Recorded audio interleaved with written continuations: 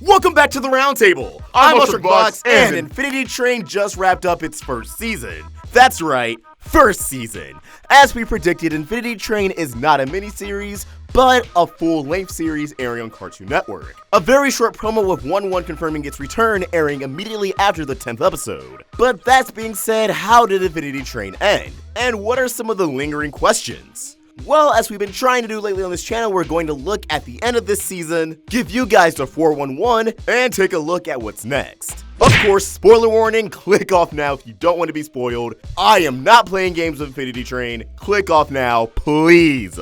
Alright, so after the Conductor, Cat, and Steward track down Tulip, 1-1, and Atticus in the ball pit car, sending Tulip a very strong message by transmutating Atticus into a cockdoggy, Tulip is left distressed, mourning, seeing someone who's been her companion for confirmed months at this point turn into one of the many faceless monsters that tried to suck her soul out in the first episode. However, the cat, who survived the attack and remained in the car, provided Tulip with a major key to save Atticus: the Conductor's past. After a bait and switch, we learned that the Conductor's name is Amelia Hughes, a woman who fell madly in love and was even on track to be married, but unfortunately her significant other passed away.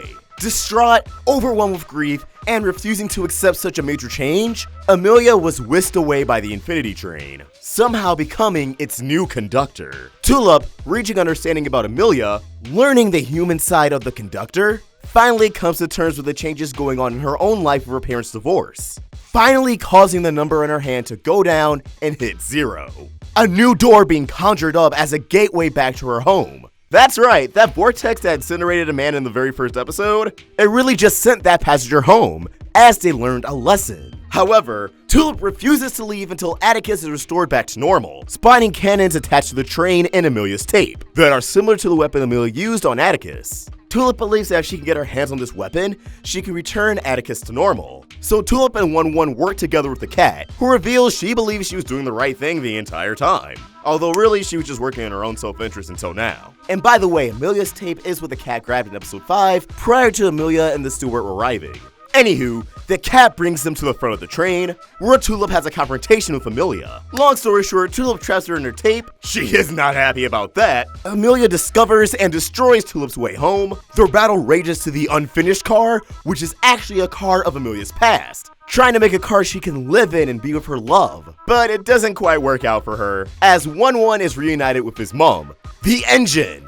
That's right, 1-1 is the true conductor of the Infinity Train. And as the true conductor, he hops back into place, restores Atticus before Tulip can get the chance, deactivates the steward, and Amelia is defeated. We learn that Amelia removed 1-1 from the original position because he refused to make a car where Amelia could be with her love, Ulrich, stating that she does not want to live in a world without him. Despite Tulip urging that she can't live in the past, she has to live in the present. And although Tulip encourages Amelia to get off the train, we learn it won't be that easy, as Amelia's numbers have only went up, reaching all the way to up her neck. Ew. Although during our conversation with Tulip, we do see it go down, likely for the very first time. 1-1 recreates Tulip's way home, as he explains it's not about making a door, it's just about unlocking one, and 0 is the key. Tulip has an emotional goodbye with Atticus and 1-1, and departs the train, likely forever, wishing good luck to Amelia. 7 months later, we see that Tulip has cut her hair,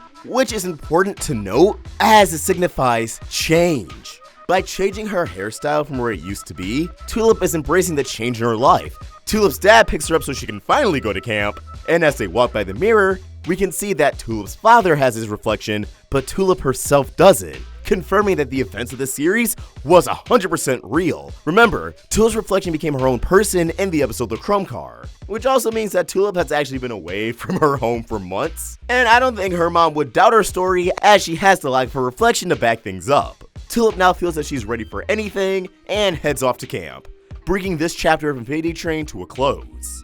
And there you have it, Infinity Train Season 1, the story of Tulip is concluded. While a lot of theories were spot on, like what did the numbers represent? Who has the numbers and why? What is 1-1? What is Atticus? Why are there all these different cars? Well, there are a lot of answers we still don't know. Like, what is the Infinity Train? Who made 1-1?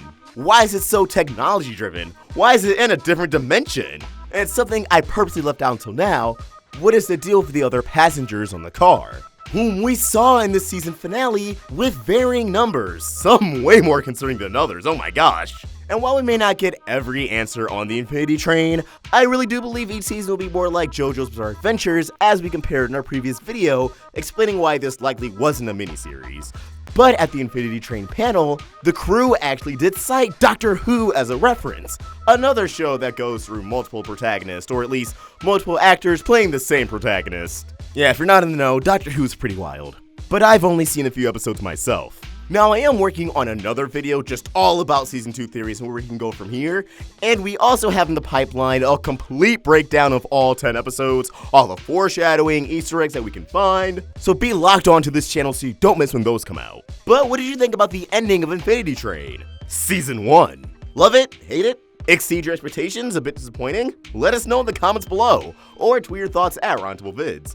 And for more of my own thoughts, you can find me at AwesomeThoughts. We're also on Instagram. Help the Roundtable grow by either becoming a member of this channel or supporting us over at Patreon. Link in the description. If you enjoyed this video, please throw it a like and subscribe to the Roundtable for more great cartoon content. Thank you for watching, and I hope you have an awesome day. Back as... See you next time.